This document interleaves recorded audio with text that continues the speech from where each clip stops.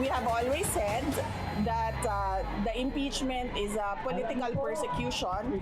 It is the administration going after me after I resigned from the cabinet. And if it's a persecution, it's some sort of crucifixion against me. Diba? And so when there's a crucifixion, there's blood. So it's a bloodbath. My bloodbath. I think many misunderstood the word bloodbath, and many didn't want to understand. Kung may bloodbath, sariling dugo daw ni VP Sara ang dadana. Yan daw ang inaasahan ng pangalawang Pangulo sa kanyang paglilitis sa Senado. Handa rin daw harapin ng bise ang impeachment court. Pero kailan nga ba talaga magsisimula ang trial ni VP Sara? Ngayon pa nga lang, may kill plot na raw sa Senado. Sino naman kaya ang may pasimuno?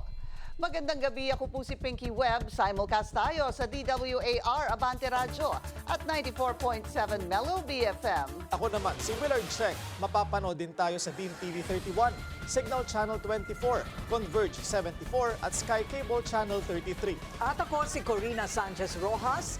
Simulan na natin ang agenda.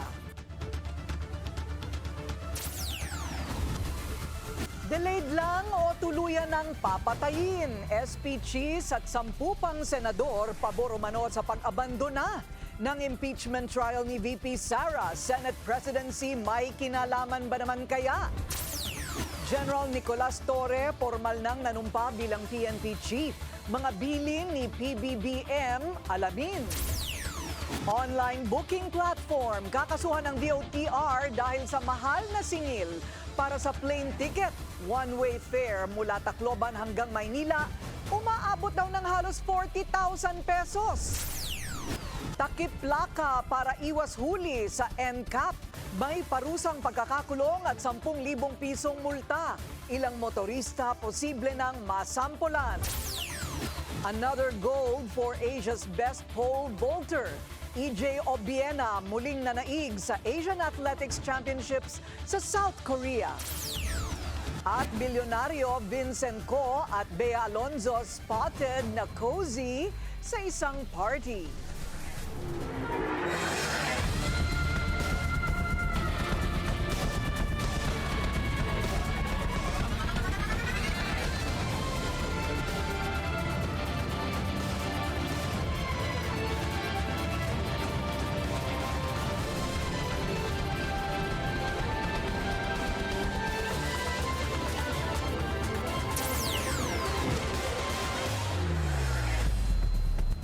May bago umanong grupong namumuo sa Senado, ang tinatawag na Escudero 11. Ang kanila raw pakay, kill the VP Sara impeachment. Pero wala raw itong katotohanan na ayon kay Senate President Cheese Escudero. Ang detalye sa agenda report ni Hannah T. Porsigido umano si Senate President Cheese Escudero na patayin na ang impeachment trial ni VP Sara. Ito raw ang endgame ni Escudero para makuha ang suporta ng Duterte Bloc at manatiling Senate President sa 20th Congress. Ito rin daw ang dahilan kung bakit naurong ang pagbasa ng Articles of Impeachment laban kay VP Sara. Itinanggi naman ito ni Escudero. I don't see the connection whatsoever. No. Has nothing to do, especially given the fact that the 20th Congress will have a totally different composition. Sa naunang proposal ni SP Cheese, ngayong araw dapat dadating ang House Prosecutors sa Senado para ma-present nila ang mga reklamo laban kay VP Sara. At bukas sana ang pag-oath nila bilang hukom at maghain ng summons para sa bise. Pero inusog ang mga ito sa June 11, isa sa mga rason ng pagbigay daan sa pagpasa ng 12 priority bills bago ang Senate adjournment sa June 14. Pero nag-react ang ilang kritiko at sinabing baka paraan lang ito para sa self-interest ni Escudero bilang SP at tuluyan ng itigil ang impeachment trial. Sa gitna ng pagkakabinbin, lumitaw sa isang Politico report na 10 senador ang sinasabing sumusuporta sa planong ilibing ang impeachment. Kabilang dito ang Duterte allies na sina Senador Bongo at Bato de la Rosa at ilang fence-sitters. Nabansagan na sila bilang Escudero 11. Kailangan ni SP Cheese ng 13 out of 24 votes para ma-retain bilang SP sa susunod na Kongreso. Sinusubukan pa ng Bilyonaryo News Channel kunan ng pahayag ang mga senador. Pero giit ni SP Cheese, wala namang nawala sa delay na ito. Again, walang mapapabura nito, wala rin itong masasaktan. Dahil ang pinaka-pwede lang naming magawa mula't mula ay mag-issue ng summons. So walang nawala, wala rin naidagdag. Walang binawian ng panahon, walang inambagan din ng panahon. Hindi rin daw utos ng Pangulo ang pag-usog ng timeline at maigi raw na unahin muna ang mga makabuluhang panukala. Siguro naman kapag papapiliin tayo sa pagitan ng dalawang pwede nating gawin o dalawang kaling tatahakin natin, doon ka sa mas may magagawa para sa ating mga kababayan. Napagdesisyonan ito ni SP last week matapos ang isang LEDAC meeting kasamang Pangulo. Sisikapin ng Senadong maipasa ang 12 bills bago mag-break. Kabilang dyan ang isang panukalang pagbawalan na ang pogo sa Pinas. Hanggang Sam ang binilang ko over the weekend. Pipilitin namin yung nananatiling 3. Pero kahit may June 11 proposed date na, hindi guaranteed na tuloy ito. Sa huli, ang plenaryo kasi ang magdedesisyon tungkol dito.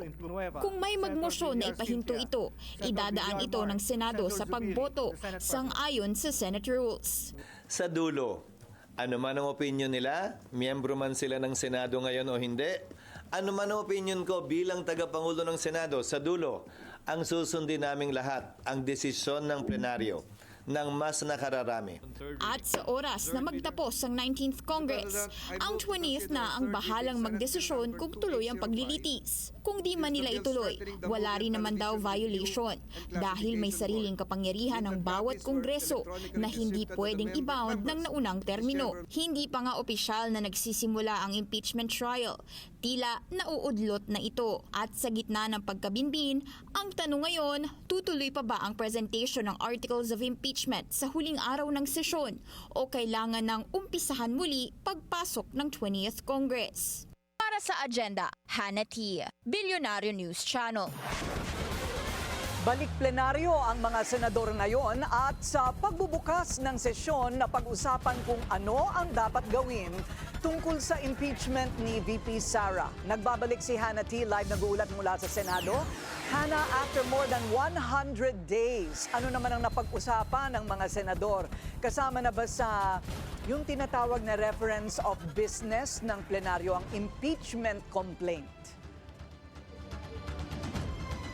Corina, hanggang ngayon hindi pa rin sinubukan kanina ni Senate Minority Leader Coco Pimentel tanungin kung pwede na bang isama sa reference of business ang articles of impeachment laban kay VP Sara, pero ayon kay SP Cheese Escudero, ire-refer niya ito sa Committee on Rules at nanindigan siyang sa June 11 nakatagdang tanggapin ng Senado ang House prosecutors para basahin ang mga reklamo laban sa bise. At tama ka dyan, hindi pa nga nauupuan ang presentation ng articles of impeachment, iniisip na ng Senado kung posible bang itawid ang reklamo laban kay VP Sara mula 19th pa 20th Congress. Sa unang pagbalik ng Senado sa plenaryo, umalma na agad si Senate Majority Leader Francis Tolentino. Hindi raw pwedeng i-carry over ang impeachment case sa bagong Kongreso. Gumamit siya ng terminong legal gaya ng ultra vires o lampas na sa kapangyarihan ng Senado ang pagpapatuloy ng impeachment na hindi naisalang sa 19th Congress.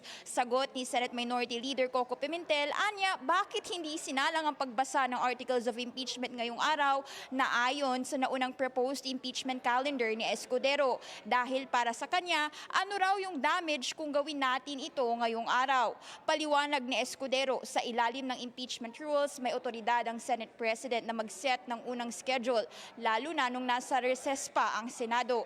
Corina, sumali na rin sa talakayan si Senator Risa Ontiveros na nagbanggit ng legal opinion mula sa Philippine Law Journal na may precedent sa US kung saan itinawid ang impeachment mula sa lumang kongreso papunta sa bago. Isang concrete example dyan ang impeachment ni US President Bill Clinton na nasimulan sa 105th Congress at tinapos sa 106th. Sa gitna ng lahat ng argumento na yan, Corina, hindi pa rin nababasa ang articles of impeachment at wala pang referral sa Committee on Rules, wala pa rin oath of senator judges at lahat yan nakatakdang mangyari sa June 11. Corina.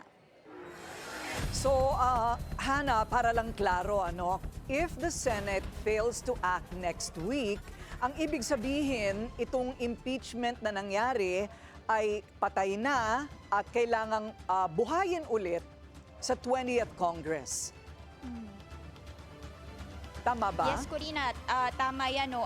Most likely, yes. Under Senate rules, nothing is in progress unless yung mga article or yung mga reklamo ay formally mababasa sa plenaryo. At if that does not happen by next week, the House would need to retransmit the complaint to the 20th Congress na in short, you start from scratch. And this would be the first time actually in the Philippine history na magko-crossover o in simple terms, tatawid yung mga reklamo sa isang bagong kongreso dahil sa mga past case, no, yung kay dating Pangulong Joseph Estrada at dating Chief Justice Renato Corona, yung mga proceeding na yun ay hinandle naman ng same congressional term. Corina. Kumbaga wala tayong president dito sa Pilipinas, pero mayroon sa Amerika, tulad ng sinabi ni Senadora Risa Hontiveros. Okay, lilinawin ko lang, babalik pa ba ito sa lower house? Hindi na, kasi natapos na sila doon. That's correct, right? Yes, Corina, tama. Hindi na yun babalik sa House. Ang hindi ko lang maintindihan, bakit napakatagal na nating pinag-uusapan ang legalidad tungkol sa dapat ba o hindi dapat na matuloy ito ngayon at hindi sa susunod na Senado o parang composition ng Senado. Yan ay dahil sa Senate President. Dahil hindi pa niya kinakalendaryo. Yes, Corina, tama. Dahil ayon sa Senate rules mismo, ang Senate President ang may sole authority para makapagdesisyon kung kailan ba dapat i-present yung mga reklamo. Yan na mismo yung sinabi ni SP Cheese Escudero kanina. So Corina. sa pakikimarites mo, dyan sa ibang mga senador, wala bang umaamin sa tinatawag na Escudero 11? Corina, sinubukan nating magtanong dun sa ibang mga senador pero wala pa ring sagot so far until now, no? Though meron naman na kasi bago pa nagkaroon ng Escudero 11, meron nang nag-express ng kanilang thoughts on the impeachment trial at nagsasabing mamamatay ang impeachment gaya ni Senadora Amy Marcos na kasama doon sa Escudero 11. Pero when it comes to that new report, wala pang opisyal na pahayag yung mga miyembro ng Senado. So Corina. hindi pa final kung matutuloy ang June 11. Yes, Corina. Actually, wala pang assurance kung hindi matutuloy ang presentation ng articles of impeachment sa June 11. Bagamat kanina may mga manifestation at mga debate sa plenaryo pero wala pa ring pinal na desisyon, no? Although this is only the first day at marami pang araw na kailangang antabayanan at ang sagot naman kasi ni SP Cheese kanina ire-refer ito sa yung mga issues sa Committee on Rules pero hindi tiyak kung aaksyonan nga ba ito ng plenaryo bago dumating ang House prosecutors by June 11 and kung walang malinaw na guidelines bago yan, no, doon na nga pwedeng maipit yung proseso at lalo na kapag nagsimula na yung 20th Congress. Balik sa'yo, Corina. Maraming salamat, Hannah T. Live mula sa Senado. Isang crucifixion kung saan ang dugo niya ang dadanak. Yan ang paliwanag ni VP Sara sa kanyang impeachment bloodbath comment last month. Sa kabila niyan, hindi raw niya uurungan ang paglilitis. Yan ang agenda report ng ating Mojo, Joan Manalo. Dati nang sinabi ni VP Sara na mas gugustuhin niyang magpatuloy ang kanyang impeachment trial dahil nais niyang magkaroon ng bloodbath. Umani ito ng iba't ibang reaksyon, isa na rito mula sa Malacanang na nagsabing sana ay figure of speech lang ito. Matapos ang kanyang 47th birthday celebration sa The Hague, Netherlands, nagpaliwanag ang bise sa kanyang bloodbath statement. We have always said that the impeachment is a political persecution. It is the administration going after me after I resigned from the cabinet. And if it's a persecution, it's some sort of crucifixion against me. Diba? And so when there's a crucifixion, there's blood. So it's a bloodbath, my bloodbath. I think many misunderstood the word bloodbath, and many didn't want to understand. So I'm just sad that many people refuse to understand the context wherein I give statements. Sa kabila nito, patuloy pa rin daw ang paghahanda ng kanyang kampo sa nalalapit na paglilitis. From the defense, the people can expect that they will do their utmost, their best in protecting the rights, my rights as an accused in an impeachment trial, and they will do their utmost as well to answer the allegations, the accusations. They have prepared for this since 2023. Si VP Sara mismo, handa na rin harapin ang impeachment court. Emotionally, I don't feel anything at all anymore about the impeachment because the first time I heard it in November 2023 from the mouth of former Congressman Castro, I was already preparing for it. Physically, I prepare for everything by making sure that I get the 8 hours of sleep and the vitamins that the doctors recommend that I take. Isasagawa ng Senado ang reading of the Articles of Impeachment sa June 11, matapos itong i-reschedule mula June 2. Ayon kay Senate President Cheese Escudero, kailangan muna kasing pagtuunan ng pansin ang ibang legislative measures bago mag-adjourn ang 19th Congress sa June 13. Sa usapang reconciliation naman, ayaw muna magsalita ni VP Sara tungkol dito. Pero aniya, mas mahalaga ang kapakanan ng mga Pilipino more than personal issues. Whatever personal grudges that we have, whatever personal problems that we have with each other is not really important. What is important is that the administration focus on the problems that we see every day in our country. We want a better life, better Philippines for everyone. Nakatakdang bisitahin ni VP Sara ang amang si dating Pangulong Rodrigo Duterte sa ICC headquarters bukas, June 3, bago siya umuwi sa Pilipinas sa June 4. Para sa agenda, Joan Manalo, Billionario News Channel. At makakausap po natin ngayon, House Deputy Minority Leader and ACT Teachers Party List Representative Franz Castro. Congresswoman Castro, magandang gabi po sa inyo.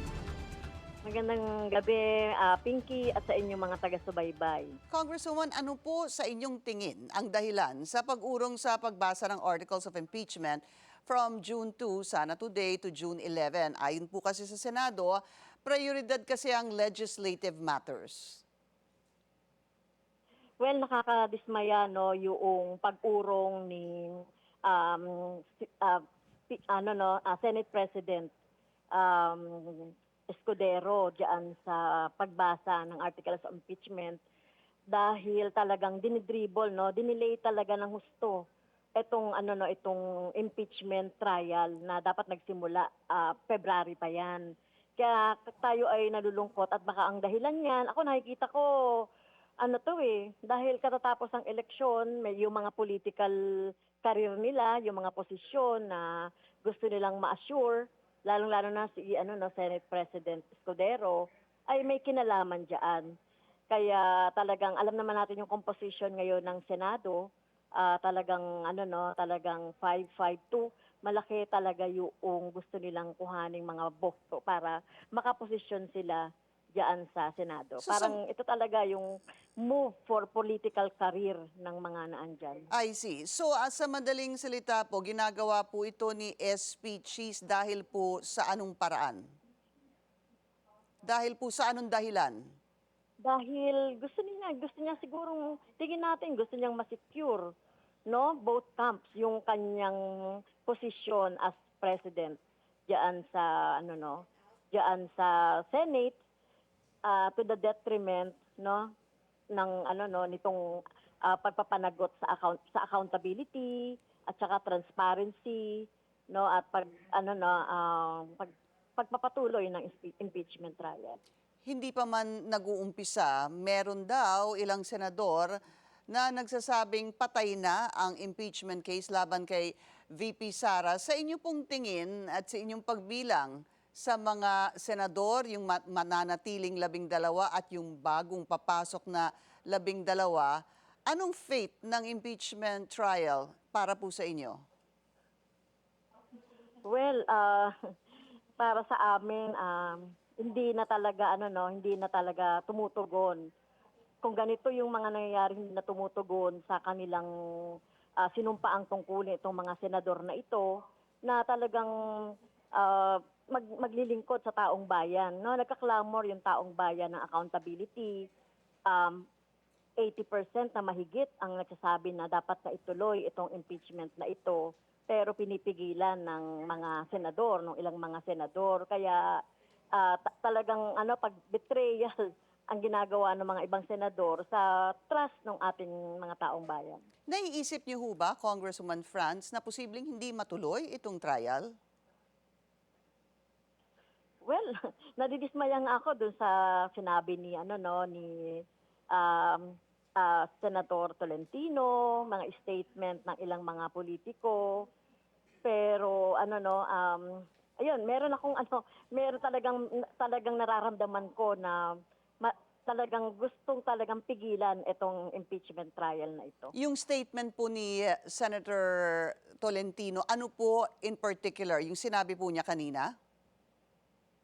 Na di ba kanina sinasabi niya na parang hindi May pwedeng question. itawid. Kung pwedeng itawid Oo, po yung from the question. 19th to Yung 20th. question ng pagtatawid, yes, ng impeachment. Kaya dinadaan na nila sa teknikalidad, no? Idadaan na nila sa teknikalidad. Natingin ko yung Duterte camp mukhang ganun din yung gagawin. Kaya talagang sana hindi mangyari 'yon. At alam naman natin sa konstitusyon, tuloy-tuloy naman ang trabaho at hindi ito simpleng legislative measures lang na matatapos na after nung Congress. Ito ay tuloy-tuloy at iba yung magiging role dito ng mga senador. Ano ho ba ang pakiramdam nyo ngayon kumpara doon sa February 5 ho ba? Kung di po ako nagkakamali, nung naipasa itong fourth impeachment case at diniretso po sa Senado through a 1/3 vote versus, kasi nagtayuan ho kayo Oo. noon, nagpalakpakan, di ho ba? Oo. Versus today. Very oo. Noon kasi tingin natin may partial na victory na yung ating mga kababayan dahil sa pagtawid ng impeachment sa Senate.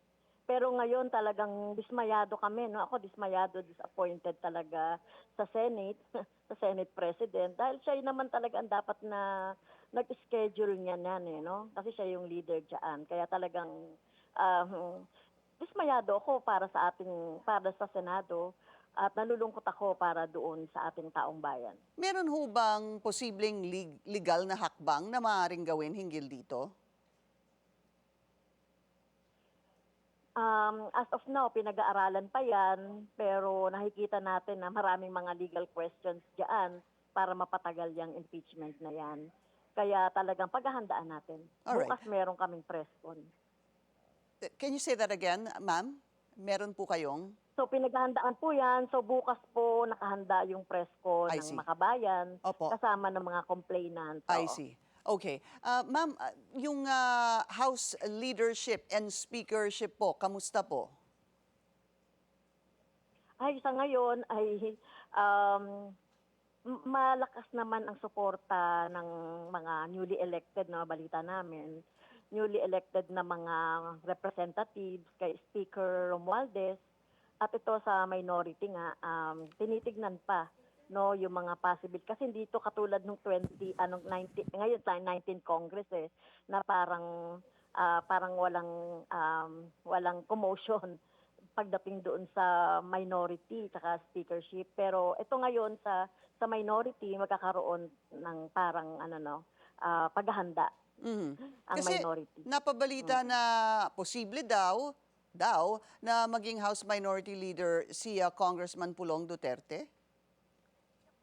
Well, kung may bilang siya, no, at least kung makukuha niya yung bilang na meron ngayon, yung kasalukuyang minority black, ay baka, pero tingin namin ay hindi. Maraming salamat po sa inyong oras. House Deputy Minority Leader and ACT Teachers Party List Representative Franz Castro. Nagpahayag ng suporta ang ilang mga leading medical organization kay Health Secretary Ted Herbosa kasabay ng apela kay PBBM na panatilihin siya sa pwesto. Sa isang joint statement, pinuri ng Philippine Medical Association, Philippine Hospital Association, Private Hospitals Association of the Philippines at Philippine College of Hospital Administrators ang mga reforma sa health sector sa ilalim ng pamumuno ni Herbosa. Binigyang diin din nila ang mga achievement ni Herbosa kasama ang pagkakatalaga niya bilang Pangulo ng 7th World Health Assembly. Inilabas ng mga grupo ang kanilang pahayag sa gitna ng tinaguriang bold reset ng Pangulo sa kanyang gabinete. Pinawi ng Health Department ang pangamba ng publiko sa mga naglipa ng fake news ukol sa Mpox. Giit ng ahensya, walang outbreak at walang mangyayaring lockdown. Ang detalye sa agenda report ni Pierre Pastor. Idineklarang fake news ni Health Assistant Secretary Albert Domingo ang mga haka-haka sa social media tungkol sa Mpox. Hindi ho siya bago, hindi ho siya lab leak, hindi rin siya galing sa side effect ng bakuna. Kasi kung yung side effect ho ng bakuna yan, kailan ho ba tayo huling nabakunahan? Nakailang taon na rin po, 1 or 2 years na rin po. Binigyang diin ng DOH na hindi dumadami ang kaso ng Mpox sa bansa at bumaba pa nga ngayong 2025. Kaya lang daw nahi-headline ay dahil mas maraming LGU ang nagre-report na para sa ahensya ay isang magandang senyales dahil mas mabilis ang testing at na-isolate kaagad ang mga pasyente. Kaya maling-mali daw ang sinasabi na maaring magkaroon ng lockdown dahil wala namang outbreak ng Mpox. Hindi ho siya delikado, hindi siya nakamamatay, hindi siya airborne. Tiniyak din ng DOH na masusi ang ipinatutupad nilang monitoring and surveillance at wala pa rin sa bansa ang mas mabagsik na Mpox variant. Kung tutuusin, mas delikado pa raw ang measles o tigdas dahil ito ay airborne, hindi katulad ng Mpox na nakukuha sa skin-to-skin contact. Karamihan din ng Mpox cases sa mga ospital ay pinauuwi ng bahay para doon na magpagaling. May gamot ang Mpox pero ipinaliwanag ni ASEC Domingo na hindi nabibili ng basta-basta. Meron tayong antiviral laban sa Mpox. Ang pangalan po niyan ay Tecovirimat. Huwag po kayong pumunta sa botika kasi hindi niyo ho siya makikita doon. Yan po ay nasa mga ospital natin ng Department of Health. Naka-standby po yan. Para kanino po yan gagamitin kung kailangan? Gagamitin po yan para dun sa mga may advanced na Mpox o yung mga may severe. Pag magkaroon ho tayo, awa ng Diyos, wala pa nga ho tayo na clade 1. May bakuna na rin para sa Mpox pero nakatutok ang buhos ng vaccines sa Democratic Republic of Congo kung saan malakas ang hawaan. Payo ng mga eksperto, laging i-verify ang sources ng mga balita para makasigurong tama ang nakukuhang impormasyon, lalo na patungkol sa kaligtasan at kalusugan. Hindi kailangan magkaroon ng pagkatakot at anxiety nang walang dahilan. Para sa agenda, Pierre Pastor, Billionaire News Channel. Kaugnay niyan ay makakausap po natin ngayon si Health Secretary Ted Herbosa. Magandang gabi, Secretary Herbosa. Magandang gabi, Corina, at magandang gabi sa mga nagsusubaybay sa Billionaire Channel. Congratulations po sa inyong pagkakatalaga bilang President ng World Health Assembly. Salamat. Tayo po ang unang Pilipino na naging presidente ng World Health Assembly. Ito po yung 194 health ministers ng buong mundo. Nagpupulong yan sa Geneva every year at na-elect po tayong presidente nitong nakaraang World Health Assembly. Opo, so malinaw, suportado po ng ilang health organizations ang inyong pamumuno sa DOH. Ano ang impact po nito sa latest courtesy resignation na inyo pong isinumite sa Pangulo? Alam mo, Corina, lahat naman kaming cabinet secretary serve at the pleasure of the President. In fact, the moment ma-appoint kami, parang nakahaing na yung aming courtesy resignation. So, nung nanghingi si President BBM, nag-submit ka agad ako. Medyo nahuli lang ako kasi nasa Geneva ako, ang time difference iba. Kaya nung nakita ko, 6:00 ng umaga, parang doon, parang hapon na yon dito sa Pilipinas. So, right there and then, naghain ako ng courtesy resignation. Sir, paano po malalaman ng isang kalihim kung tinanggap ang resignation o kayo po'y mananatili sa inyong pwesto? Inutos yata kay Executive Secretary Lucas Bersamin ang pag-evaluate ng performance ng mga gabinete. So, naghihintay po tayo. May mga na-appoint na at may napalitan na. Tayo po nandoon pa sa waiting, naghihintay po. Ayun, okay. So kung sakaling you are retained, you will be advised. Opo, Opo. sana naman. At kung hindi naman, malaking pasalamat din na nagkaroon ng oportunidad para magsilbi sa ating pamahalaan. Magandang balita po yung narinig po natin kanina mula po sa DOH, na wala po daw dapat sobrang ikabahala tungkol po dito sa Mpox. Nung makita po namin ang mga litrato na naglipa na po online, medyo nakakagimbal yung mga imahe po na aming nakita. Kayo po ba'y nakita na po ninyo yung mga kumakalat? Yung meron pa sa dila, meron pa yung buong muka, ganon? Yes, correct, no? At talagang pag nakita nyo sa internet yung pictures ng lesions o yung mga butlig, ay talagang nakakagimbal. Pero ito po ay self-limiting, no? Naghihilom din, natutuyo at naghihilom. At especially itong umiikot dito sa Pilipinas, yung clade 2, yun po yung self-limiting or gumagaling din agad. So yung clade 1B na yun yung public health emergency of international concern, yun yung mataas yung mortality rate, pwedeng mamatay. Wala pa po kaming na-detect ni isa dito sa Pilipinas. So ano po ang nakarating na dito sa Pilipinas? Meron na po tayong confirmation. May Mpox tayo, clade 2 lahat po ng nare-report ay hindi po yun yung public health emergency of international concern.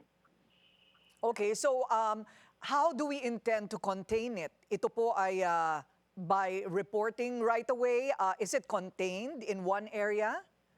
Yes, oo. Ang importante, magkaroon ng tinatawag na testing, no? So nagagawa natin yung testing for Mpox. Pag na-confirm siya, mag-isolate tayo. Siyempre, hindi ka lalabas muna. At ito ay spread by skin-to-skin contact. So yung nakita ko, merong ibang LGU nagpapabili ng mask dahil meron silang cases of Mpox. Hindi po aerosol ang spread ng Mpox. Skin-to-skin or intimate contact. Ayun, okay. So at the sign of, anong po ba yan? Anong unang sintomas kati-kati? Lagnat yan, lagnat, lagnat. trangkaso, symptoms, tapos lalabas po yung mga butlig sa iba't ibang parte ng katawan. Okay. At yun ang time na nagpapatingin sila at natetest na natin sila for possibility of Mpox. And we don't have a vaccine against it yet. May vaccine sa kanya pero nandoon po sa Africa karamihan. It's actually the smallpox vaccine din na ginagamit nila. Pero walang access sa Pilipinas. Ang meron tayo, nabigyan tayo ng tecovirimat, which is the antiviral. Pero yung antiviral, ibibigay siya dun sa mga high risk, yung mga may edad na, may comorbidity, may ibang sakit, kagaya ng kidney disease, diabetes, cancer, sila yung HIV, sila yung bibigyan ng antiviral na meron tayo. I see. So kung ikaw ay mayroong comorbidity na ganon, pwede kang pumunta ng ospital for the vaccine. Correct. Sa DOH hospitals lang kasi kami ang meron ng antiviral I see. na nakuha natin from our development partners. Naiulat din po na dumarami ang mga kaso na naman ng COVID sa ibang mga Asian countries. Ano po ang sitwasyon sa Pilipinas? Tama yan, may mga bansa kalapit natin na nag-report ng pagdami ng kaso ng COVID. Pero yung kaso natin, nagdi-decrease pa ang number of cases natin at hindi pa naman nagre-report ng madaming cases ng COVID. Although nakabantay tayo kasi alam niyo naman, ang bilis kumalat pagka airborne kagaya ng COVID. Luckily, maraming Pilipino na bakunaan ng COVID.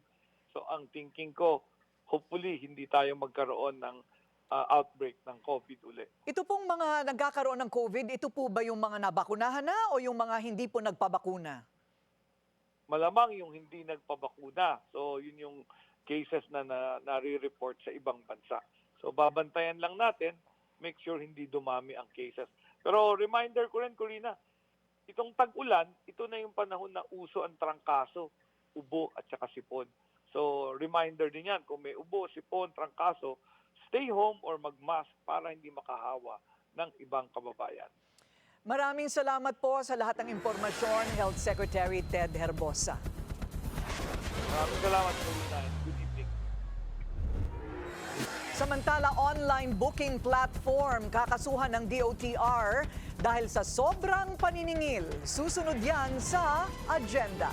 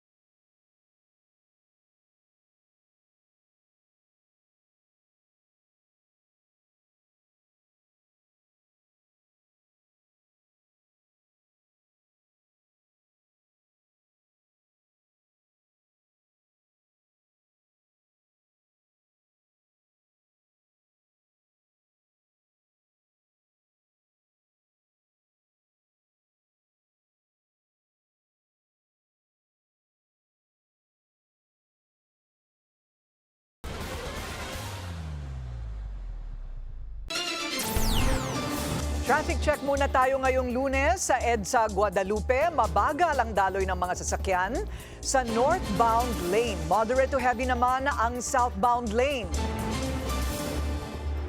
Welcome news para sa mga motorista ang desisyon ni PBBM na ipagpaliban muna ang total rebuild ng EDSA. Back to the drawing board naman ang mga ahensyang magpapatupad ng proyekto. Yan ang agenda report ng ating Mojo Joan Manalo. Isa si Chase Ralutin sa mahigit 400,000 na motorista ang gumagamit ng EDSA araw-araw. Nagmamaneho siya mula Pasig papuntang BGC kung saan siya nagtatrabaho. Kaya madalas siyang dumaan sa Guadalupe area na kasama sana sa priority section ng rebuild project. Kaya naman, ikinatuwa ni Chase ang pag-anunsyo ni Pangulong Bongbong Marcos sa postponement ng EDSA makeover. Kasi I would not be allowed to drive sa EDSA if it happens na matuloy during Tuesday, Thursday, and Saturday, I think. So 3 araw yon. Tapos coding ko pa ng Friday, so it would be 4 days for me na inconvenience siya. I would say if they have better plans, then it's good. Masaya rin daw siya na hindi muna tuloy ang odd-even scheme sa EDSA. Definitely, parang dagdag perwisyo siya kasi ako, isa lang naman yung sasakyan ko. I'm not like other drivers na meron silang multiple vehicles na pwede nilang ipagpalit just in case coding sila. Ako, isa lang yung ginagamit ko. Ayon sa Pangulo, kailangan munang pag-aralang mabuti ang EDSA rebuild. Bigyan natin ang sarili natin ng 1 buwan. Pag-aralan natin itong mga bagong teknolohiya na nakikita natin. Pag-aralan natin, gumawa tayo ng magandang plano. Baka naman, imbes na 2 taon, magawa natin sa 6 na buwan, magawa natin sa 1 taon, whatever it is. Tignan natin kung anong available sa atin. Pero sa ngayon, maliwanag na napakarami ang mahihirapan pagka tinuloy natin yung EDSA rehabilitation. Tumugon naman dito si Transportation Secretary Vince Dizon. Go back to the drawing board is what the President's message was today, because he has listened to the concerns of the residents of Metro Manila, and he has also listened to experts who have informed him na merong mas epektibong paraan at may mga makabagong teknolohiya, sabi nga niya, na pwede nating gawin to ng mas mabilis. Sa isang panayam sa Agenda Weekend kahapon, ibinahagi ni Senator J.V. Ejercito na masaya siya sa postponement ng EDSA rebuild. Para sa kanya, nararapat munang tapusin ng DOTR ang pagsasagawa ng mga railway projects sa Metro Manila. Kabilang narito ang North-South Commuter Line at Metro Manila Subway System. Kahit gaano kaganda paayos mo yung EDSA ngayon, kahit gaano kakinis, maganda sidewalks, hanggat hindi pa operational ang railways, dagdag tayo ng dagdag sasakyan. Refrain from being a car-centered society or development to railways or mass transit or railway-centered, kasi kailangan natin yung movement of people and goods kasi ang laki na ng populasyon natin. Sang-ayon din dito si Chase. If meron tayong magandang public transport system, then I don't think people would be spending much money on vehicles, of buying their own vehicles. Dapat improve talaga yung public transport system, yun talaga yun. Regardless kung merong rehabilitation na magaganap. Because I think yung mga rehabilitation sometimes short-term solution siya, but the long-term issue here is the public transport system.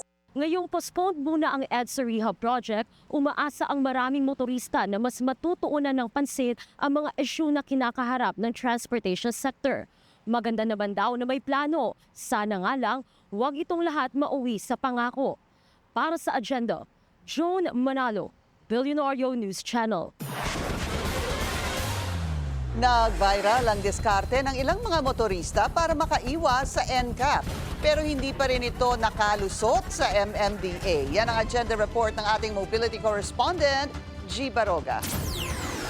Isang linggo matapos muling ipatupad ang NCAP, trending ang pagiging malikhain ng mga Pinoy para makaiwas sa huli. Mula sa mga tape, face mask, paper plate, maging dahon pa nga. Pero kahit anong pamamaraan pa man daw yan, hindi raw sila makakalusot sa batas. Tinurn over ng MMDA ang mga dokumento ng higit 50 mga motoristang tinakpan ng kanilang mga plaka sa LTO para masampahan ng karampatang kaso. Ayon sa LTO, labag daw ito sa Motorcycle Crime Prevention Act. Malinaw na malinaw po dito ay racing, tampering, altering, forging, or imitating, or covering, or concealing a number plate may criminal liability at ang imprisonment po nito ay 6 months to 2 years or a fine of 10,000. Nanguhuli rin daw physically ang mga on-ground personnel ng MMDA kapag nakikita nilang may takip ang plaka ng motorista. Once na na-apprehend po kayo, we will be able to get all the details of your vehicle and at that time, isasubmit po natin yan sa LTO. Mula sa unang araw ng re-implementation, sinabi ng MMDA na pababa na ng pababa ang bilang ng mga nahuhuli sa NCAP. Top violation daw dito ang disregarding traffic sign tulad ng paghinto sa pedestrian lane, beating the red light, pati na rin illegal parking. It's not just about apprehension, it's not just about violating the traffic rules and regulations. It's also, tandaan po natin, this is also for public safety. Nanindigan din ng MMDA na mas magiging maayos ang pagpapatupad ng NCAP kung ang ahensya ang gagawa nito sa halip na kumuha pa ng third party. Ayon kasi sa isang motoring expert, mas makabubuting ipaubaya na lang ito sa mga kumpanyang mas may kakayahan sa teknolohiya. The MMDA is capable enough already to implement the NCAP. So lahat po ng aming command center, ang aming NCAP, lahat po to sarili po ng aming ahensya. And I think it's more efficient that way, no? But then again, suggestions are suggestions po. Mapag-aaralan naman po yan. Tinatrabaho na rin ng MMDA ang text blast at ang isang app para sa mas mabilis na pagpapaalam sa mga motorista na sila ay nahuli sa NCAP. Kahit na meron pa ring pambabatikos, sinasabi ng MMDA na ang NCAP ay nakakatulong sa pagsasaayos ng daloy ng trapiko sa Metro Manila. Naniniwala rin ang ahensya na unti-unti nitong natuturuan ang mga motorista na maging disiplinado sa daan. Para sa Agenda, G. Baroga, Billionario News Channel. Abiso po sa mga traveler, maging mapanuri bago mag-book ng flight. Hindi lang kasi doble, kundi triple ang sinisingil umano ng isang online booking platform. Pananamantala daw ito sa kasalukuyang krisis sa Tacloban dahil sa pagkukumpuni sa San Juanico Bridge at hindi ito palalampasin ng DOTR. Nagbabalik si G. Baroga. Magsasampa ang Department of Transportation at Civil Aeronautics Board ng kaso laban sa online booking platform na AirAsia Move dahil sa umunoy pagbebenta ng mga plane ticket na 3 times na mas mataas sa normal na presyo. Isa sa mga naging biktima nito si Leyte Congressman Richard Gomez na nagbook ng one-way ticket mula Tacloban papuntang Maynila kasama ang kanyang asawang si Ormoc City Mayor Lucy Torres. Umabot daw sa higit 77,000 pesos ang binayaran nila o halos 40,000 pesos per ticket. Magkano ang ticket papuntang Japan o Hong Kong? Tingin ko mas mura kaysa dyan. Definitely mas mura sa 40,000 pesos per person one way. Baka nga kung saswertein ka, may promo ka, makakalipad ka na ng West Coast ng Amerika ng ganito kamahal na ticket na halos 80,000. So this is totally unacceptable. Criminal daw ang ginagawang ito ng online travel platform dahil sa pagkukumpara ng DOTR sa ticket price ng Philippine Airlines, pumapalo lamang ito sa 12,000 pesos each. Apparently, these platforms only pay PAL what is the price of PAL. So, yung 12,000 na yan. So, yung patong, yung tongpats, kay AirAsia Move lahat yun. And they are doing this at a time when there is a current transportation crisis in Tacloban. Sumasailalim ngayon sa pagkukumpuni ang San Juanico Bridge at sarado ito para sa heavy vehicles na dahilan ng pagbagal sa galaw ng mga tao at produkto sa Samar at Leyte. Nauna nang naglabas ng cease and desist order ang CAB laban sa AirAsia Move. Sa tugon ng platform, ang jurisdiction daw ng CAB ay para sa mga air carrier at hindi sa foreign-based online travel agents. Sinapag-alaman namin itong AirAsia Move is a Malaysia-based travel platform. No, it's probably a sister company of AirAsia, no, but based in Malaysia.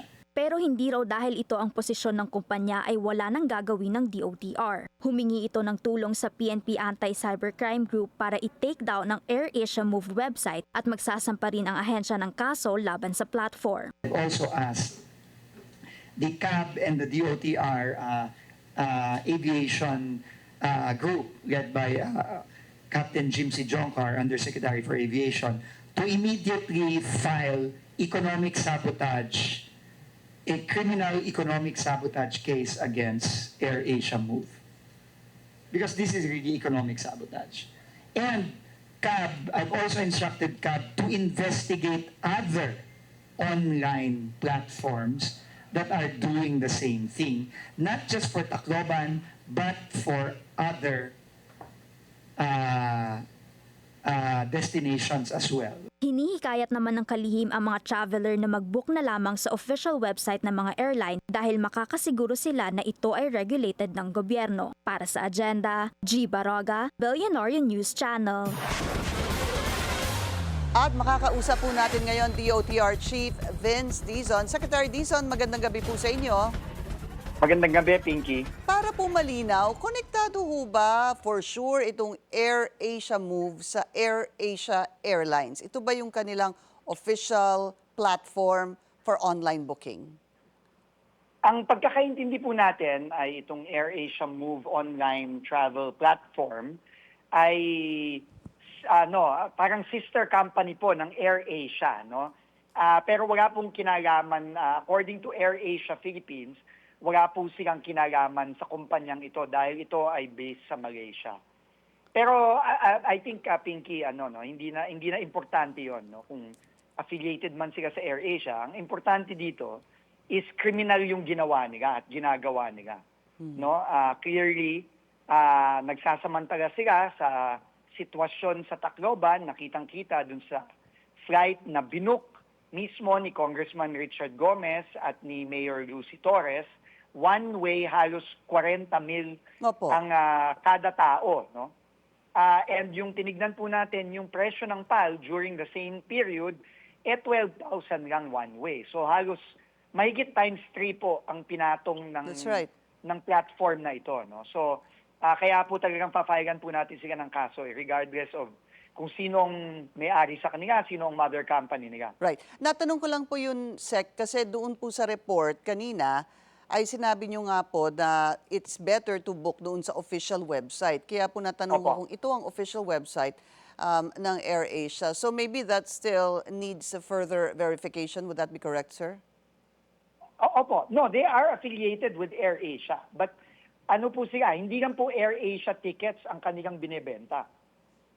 Okay. No? They sell all other airlines, tickets of all other airlines. No? So, Opo. So ano po, no? Opo, hindi po ako nagkakamali, minsan kahit po sa AirAsia Move, nakakita po ako ng Philippine Airlines ata na flight pa minsan din dyan eh. But all right, so ganito po, Secretary, so sabi niyo po kailangan patawan ng parusa and file a criminal case. Yun po ang sabi nyo against AirAsia Move for economic sabotage. Ano ho, kailan ho ito mapa-file and who is spearheading this? Ang magfa-file po ay ang Civil Aeronautics Board. Siya po ang regulatory arm ng mga airlines at mga airline affiliates. So, siya po din ang nagre-regulate sa presyo at nagmo-monitor sa presyo ng mga airline tickets. So siya po ang magfa-file and in-instructan ko po sila na mag-file within the week. And what happens to the online platform? Like yun din po, yung kanilang kinausap po natin ang PNP Cybercrime at dinulog po natin ang kanilang tulong para ipasara muna ito at least dito sa Pilipinas, no? Kasi hindi naman based sa Pilipinas, Pinky, So kung pwede, tinanong natin sa PNP Cybercrime kung kaya ba yang isara dito sa loob ng Pilipinas. Meaning hindi sila magagamit dito sa Pilipinas. But how would anyone want to book an AirAsia flight kung online, sir, kapag let's say matuloy po na ipasara yung site dito po sa Pilipinas? Online platform lang ito. It's like a booking.com, Agoda, ganyan lang po yan. No? Ibig sabihin, makakabili pa rin po ang ating mga kababayan ng plane tickets, whether it's AirAsia or others, sa ibang mga platforms. No? At direkta sa airline. At tatandaan po natin, itong AirAsia Move It na sinasabi natin, PAL ticket po ang binigay ni Congressman Richard Gomez dito. Yeah. At ng kanyang asawa na si Mayor Lucy Torres. Hindi po AirAsia ticket ang binili nila. Right, okay. Pero doon po sa platform ng AirAsia Move nila nakuha. I understand. AirAsia Move, no? Opo. I think we have to distinguish between AirAsia, the airline, and AirAsia Move, the online travel platform. To be clear, nabili po nila yan sa AirAsia Move. Yung po. Para po malinaw. Secretary, kailan ho ba matatapos, kung inyo pong alam, yung pong pagkukumpuni sa San Juanico Bridge? Wala pa pong definite date akong narinig from DPWH, but my understanding is this will take several months po. No? Yun ang aking nakuwang balita, no? sa DPWH. 2 weeks ago po kasi ako po'y nandun, 2 Sundays ago, para nga po tulungan ang ating mga local governments and provinces doon para po makahanap ng paraan para makabiyahe po yung mga truck ng mga goods, lalo na yung essential goods like food and fuel, para po makatawid from Leyte to Samar and Samar to Leyte. No? Dahil nga po, hindi po makadaan ang mga goods ngayon ng mga truck na mabibigat sa San Juanico Bridge. All right. And very quickly, sir, ito pong back to the drawing board po sa EDSA rebuild. Ang sabi niyo nga po doon sa interview sa inyo, merong mga epektibong paraan at meron pong mga makabagong teknolohiya. Who is looking into this, sir? Is it gonna be the DPWH? At binigyan lang ho ba ng 1 buwan para po balikan si Pangulo hinggil dito? Opo, sabi nga po ng Pangulo natin, find the better way na hindi masyadong mahihirapan at matatagalan ng hirap ng mga kababayan natin. So, ang DPWH po ay nag-issue na po ng statement. Sila po ay kailangan back to the drawing board, ika nga. at binigyan po sila ng Pangulo ng 1 buwan.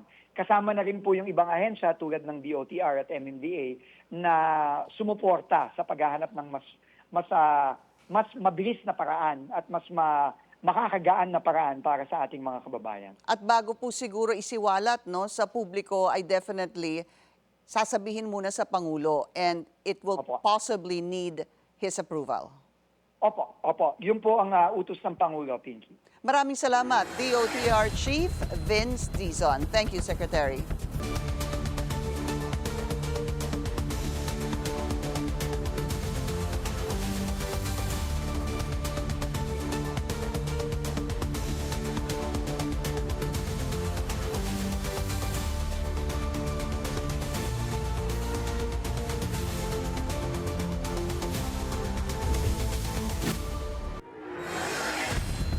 Umano'y targeted terror attack sa Boulder, Colorado, iniimbestigahan na ng FBI. Susunod yan sa agenda.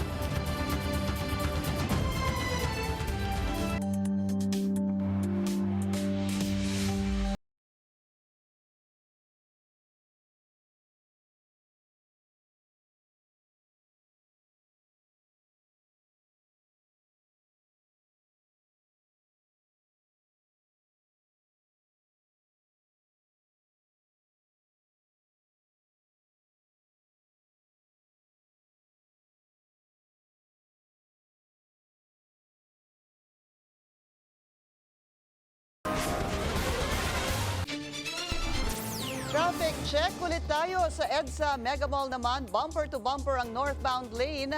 Light to moderate naman ang daloy ng mga sasakyan sa southbound lane. Panatilihing malinis at marangal ang hanay ng PNP. Yan ang utos ni PBBM kay bagong PNP Chief Nicolas Torre III. Narito ang agenda report ni Francis Folve. Ang pangarap nyo ay pangarap ko rin. Matatag na ekonomiya, maayos na lipunan at maayos na kapulisan. Our Excellency, natupad ko po. And now I step away from the helm. I am reminded of the saying in the military. Old soldiers never die, they just fade away. Pero sa pulis po, iba po kami. Cops never die, they simply disappear in style. Thank you very much for your service. Emosyonal na nagpaalam si Police General Romel Francisco Marbel sa kanyang retirement ceremony sa Camp Crame na pinangunahan ni Pangulong Bongbong Marcos. General Marbel, you led the PNP with a compass firmly set on integrity, professionalism, and respect for human rights. In your stewardship, the PNP became a more people-centered, structured, and regulated institution.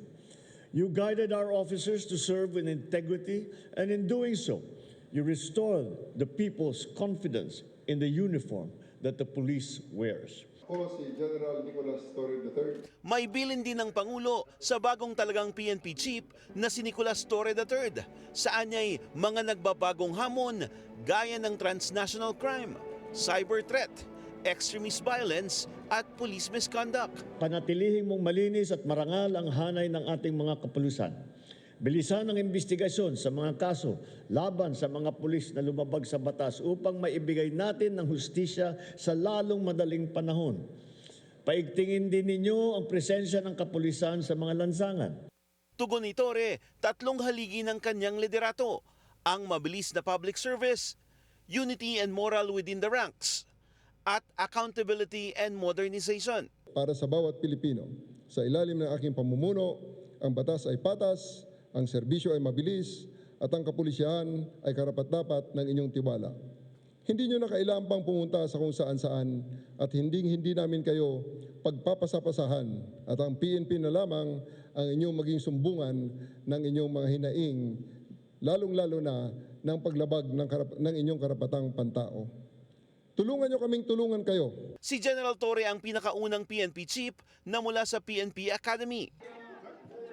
Matapos ang seremonya, agad siyang humarap sa media. Una niyang sinagot ang mga basher, kabilang si incumbent Davao City Mayor Baste Duterte.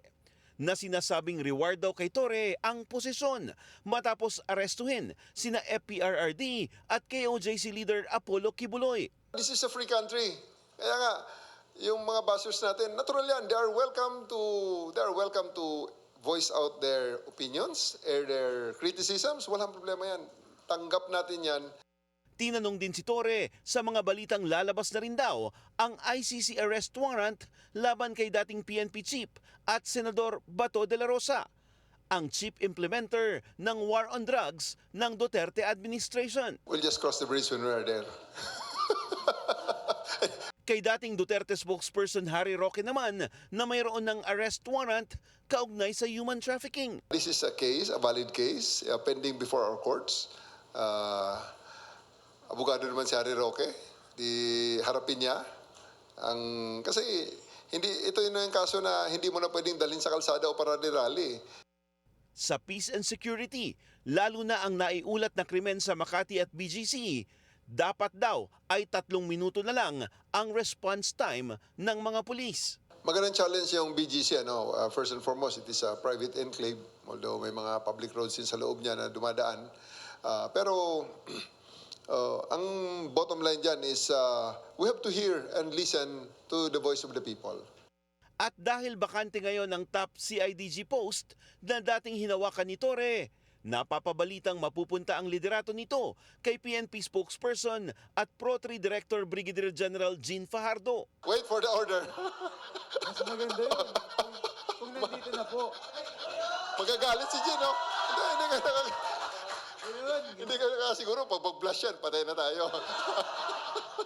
Kampante daw sina PBBM at Retired General Marbel sa kakayanan ng bagong hepe ng PNP na si General Torre para pamunuan ang 228,000 strong police force. Simula na rin daw ang trabaho para tiyaking mas ligtas ang bansa. Para sa agenda, Francis Polbe, Bellionario News Channel. Umani ng iba't ibang reaksyon ang pagpili ng Pangulo kay Nicolas Torre III bilang bagong PNP chief. Ang detalye sa agenda report ng ating Mojo Ivy Reyes. That's my reaction. Sorry, next question. Tinawanan lang ni VP Sara ang pagkakatalaga kay dating CIDG Director Nicolas Torre III bilang 31st Chief of the Philippine National Police. Si Torre ang nanguna sa pag-aresto at pagsuko sa ICC sa ama ng bise na si FPRRD. Formal lang umupo ngayong araw si Torre. Pero kung reward ba ito sa high-profile arrests ni former President Duterte at KOJC leader Apollo Kibuloy, ito ang sagot ni Executive Secretary Lucas Bersamin. Maybe that is one. I'm not going to discount that. But there may be other qualities of General Torre that he might have considered in comparison to the qualities of those others who were not given this responsibility. Mula class of 1993 ng PNP Academy si Torre, binasag niya ang long-running tradition na galing PMA ang naitatalaga sa top PNP post, gaya ni na dating Police Chief Bato de la Rosa, Oscar Albayalde at ang magreretiro ng si Romel Marbil. Si Brigadier General Jose Nartates Jr., ang second in line at Deputy Chief of Administration ng PNP, at Lieutenant General Bernard Banac ng Command Western Mindanao na kasama sa top contenders galing din sa hanay ng PMA. Aprobado ni House Speaker Martin Romualdez, former DILG Secretary Benhur Abalos at Senator and former PNP Chief Ping Lacson ang appointment ni Torre. Ang aking na-obserban sa kanya, he's a decisive, firm, and mission-oriented na opisyal. So he deserves to be appointed na hepe ng pambansang pulisya. Good choice din para kay SP Cheese Escudero si Torre bilang bagong PNP chief. Mabigat ang nakaatas sa balikat niya para pakita at patunayan na yung ginawang batas ng Kongreso mahigit 35 taon nang lumilipas ay tunay nga, tama at nararapat kaugnay sa ating kapulisan na civilian na ang nature at hindi military ang nature. Pero bukod kay VP Sara, dismayado rin si Senator Jinggoy Estrada dahil ngayon lang daw nagkaroon ng isang aruganteng PNP chief. Para sa agenda, Ivy Reyes, Billionaire News Channel. Sa Estados Unidos, iniimbestigahan ng FBI ang tinatawag nitong targeted terror attack sa Boulder, Colorado. Gamit ang isang makeshift flamethrower, inatake ng isang lalaki ang isang grupong nananawagan para sa pagpapakawala ng Israeli hostages sa Gaza. Hindi bababa sa 6 ang sugatan. Nasa police custody na ang suspect. This attack happened at a regularly scheduled weekly peaceful event. Witnesses are reporting that the subject used a makeshift flamethrower and threw an incendiary device into the crowd. The suspect was heard to yell "Free Palestine" during the attack. The subject has been identified as Mohammed Sabri Solomon, and he's 45 years old. The FBI is processing the crime scene and the subject vehicle and interviewing key witnesses. We're assisting Boulder Police in providing technical, analytic, and additional forensic resources. As a result of these preliminary facts, it is clear that this is a targeted act of violence, and the FBI is investigating this as an act of terrorism. Nangyari ang atake sa Colorado ilang linggo matapos mamatay sa pamamaril ang 2 Israeli embassy staff sa Washington, D.C.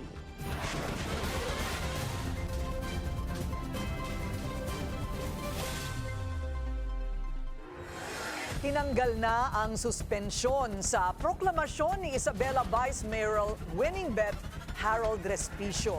Pero paglilinaw ng COMELEC, hindi pa tapos ang kanyang disqualification case. Yan ang agenda report ni Joash Malimban.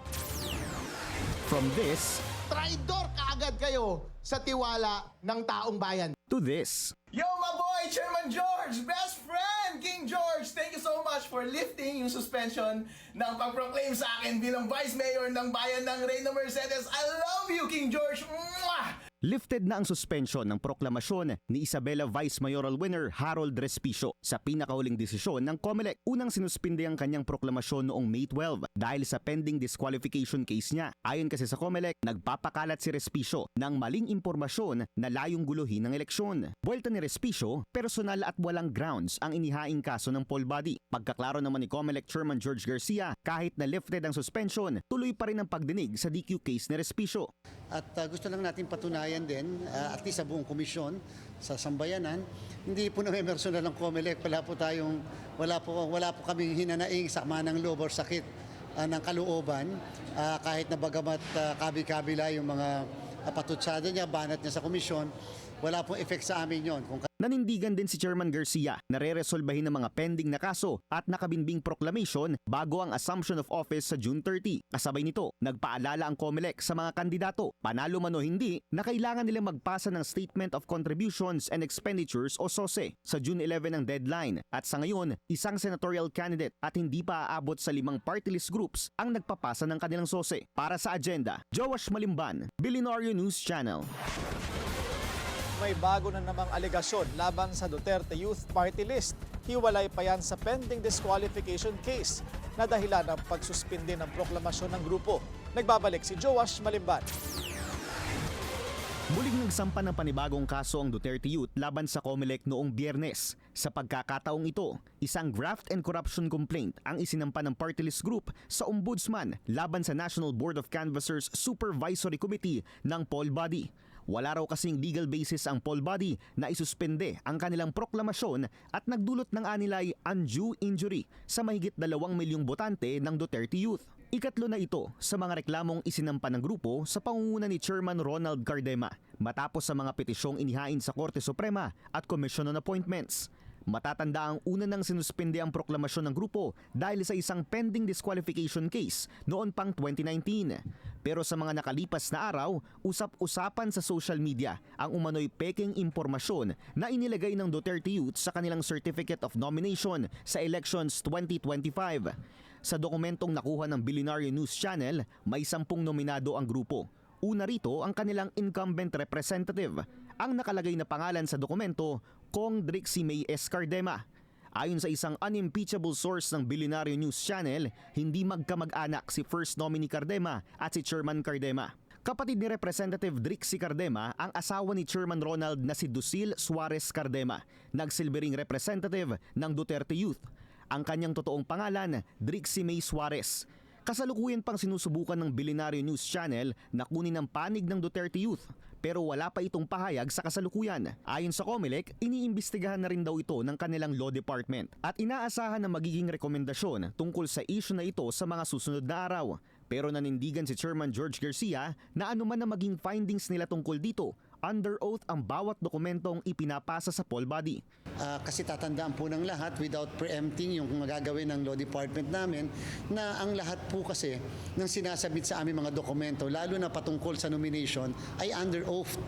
Pinapanumpaan po yon. So kinakailangan makatotohanan yung pong lahat ng nakalagay doon o yung lahat ng sinasabi. Ayon kay Chairman Garcia, pinapayagan naman ng isang kandidato na gumamit ng nickname. Pero ibang usapin na raw kung deliberately gagamitin ito bilang opisyal na apelyido. Sa ilalim ng Omnibus Election Code, maaaring humarap sa isang election offense ang sinumang kandidato na mapatutunayan na nagsinungaling sa mga dokumentong ipinasa nila sa COMELEC. Para sa Agenda, Joash Malimban, Billionaire News Channel. Chinese Coast Guard vessel namataan malapit sa may Sambales. Susunod yan sa Agenda.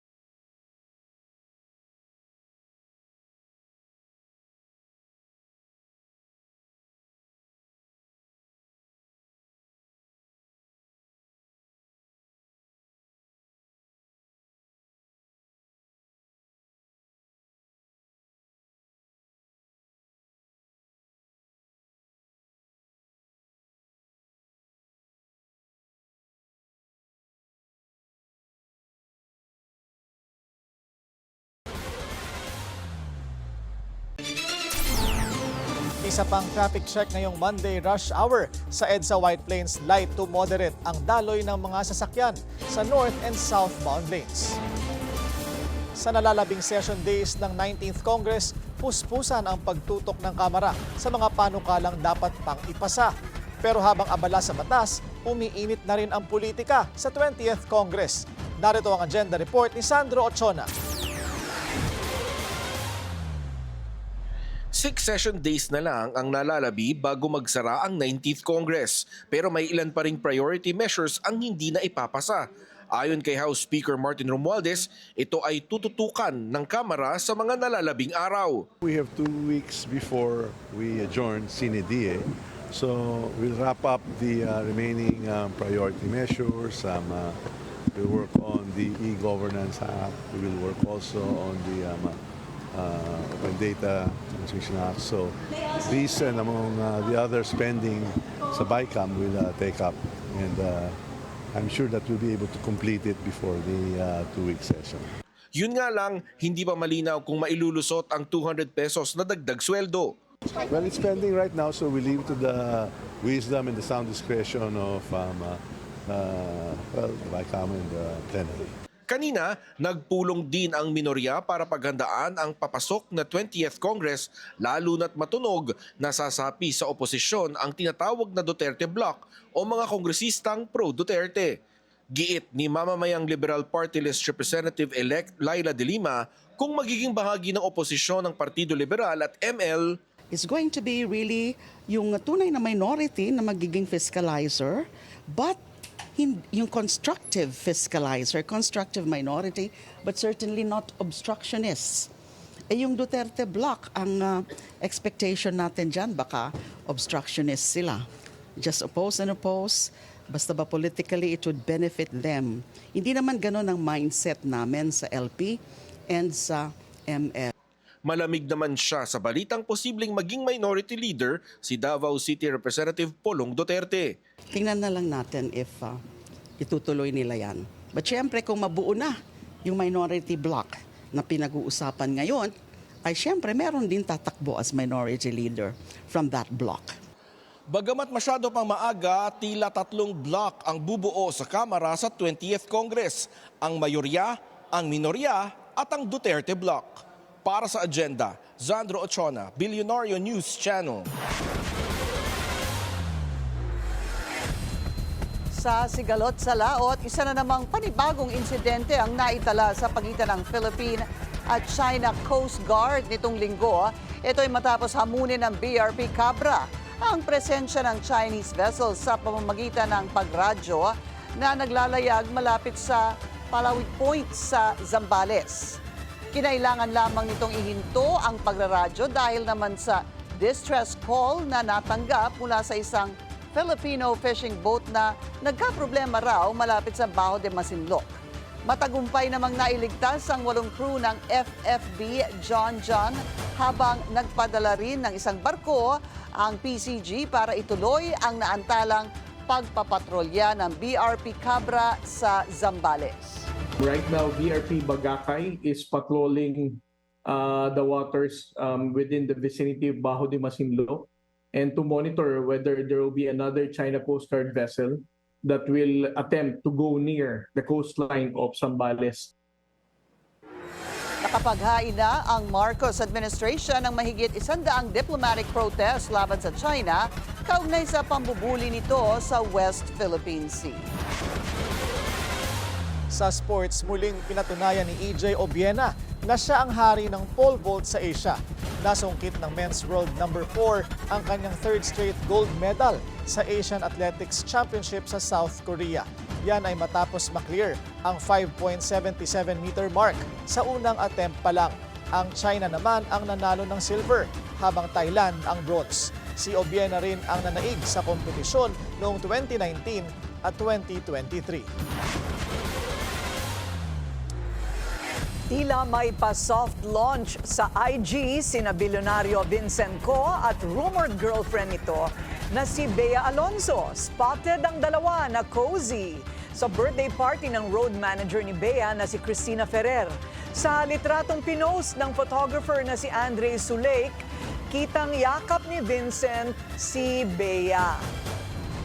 Naroon din sina Heart Evangelista at asawa nitong si SP Cheese Escudero na all smiles at tila unbothered sa gitna ng mga issue sa Senado. Si Vincent ay anak ni na billionaire couple Lucio at Susan Co na may-ari ng Pure Gold. Huwag na natin sila pakialaman. Sabihin ko sana, ganyan talaga nagsisimula yung soft launch sa akbay-akbay. May soft launch pala. Ganyan sa sa IG. May gano'n na ngayon. Pagka meron kang gustong iparating sa madla. Soft launch muna, unti-unti teaser, saka bago mag-hard launch. Una, konting Di ba yung yakap. soft launch yung parang pareho sila nasa Spain? Di ba yun ang soft launch nila? Yung nasa Spain sila. Installment. Soft launch yung ganon. Hard launch yung... Yakapan na. Ganyan ang hard May launch. statement na. Or real launch. Change of Hindi ba? status. Basta, di ba? Mukha Magamit namang na masaya yan. sila. Ay, basta't masaya. Masaya din tayo. Bagay naman. Oo. Mas maganda kung magpapa-interview sila sa atin. Oo. Di ba? For the hard launch. Yes. For the hard launch. Yun. Yun ang hingin natin. Meron ninyong dalawa. Ang Kinikilig chismosa lang. natin. Chismosan nyo. Pero ako, feeling ko, serious na yan. Feeling mo? Totoo ba? How can you tell? You know something. No, I just know. You just know? Ganun ba? I have Matawagan na friends si who have Vincent. friends. Wow. Diba? Anyway. Scoop mo na yan, See, Pinky. okay lang. Thank you. Yan po ang ating agenda ngayong gabi. Ako po si Pinky Webb. Ako naman po, si Willard Chay. At ako si Corina Sanchez Rojas. Sa bawat issue may anggulo at ang balita may agenda.